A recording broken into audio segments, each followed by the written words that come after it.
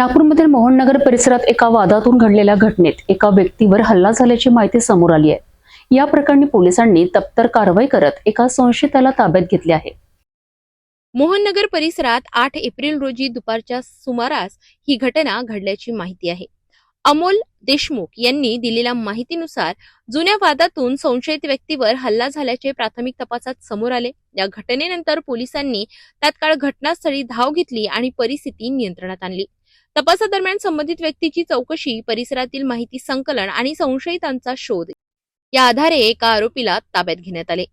सदर प्रकरणातील इतर काही संशयितांचा शोध पोलिसांकडून सुरू असून पुढील तपास सुरू आहे।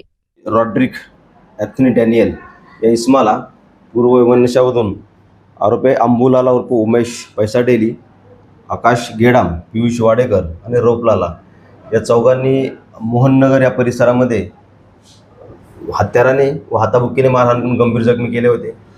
फिर्यादीच्या तक्रारीवरून गुन्हा दाखल होता।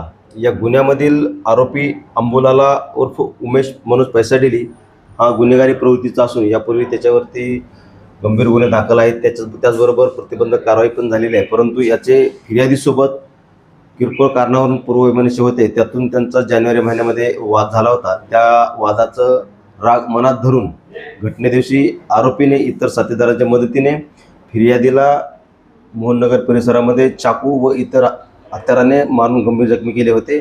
त्याच्या अनुषंगाने गुन्हा दाखल आहे। गुन्ह्याच्या तपासामध्ये यातील पियुष वाडेकर याचा गुन्हे प्रकटीकरण कक्षाच्या अधिकारी अंमलदारामार्फत शोध घेऊन त्याला गुन्ह्यामध्ये अटक केली आहे। बाकी आरोपींचा गुन्ह्याचा तपास करून शोध घेणे सुरू आहे।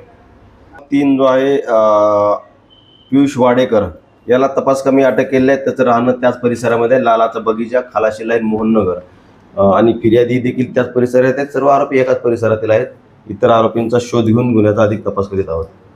जुन्या वादातून निर्माण होणारे तणाव टाळणं आणि वेळेवर संवाद साधणं अत्यंत गरजेचे आहे। कायद्याच्या चौकटीत राहून वाद सोडवणे ही सुरक्षिततेची गुरुकिल्ली आहे।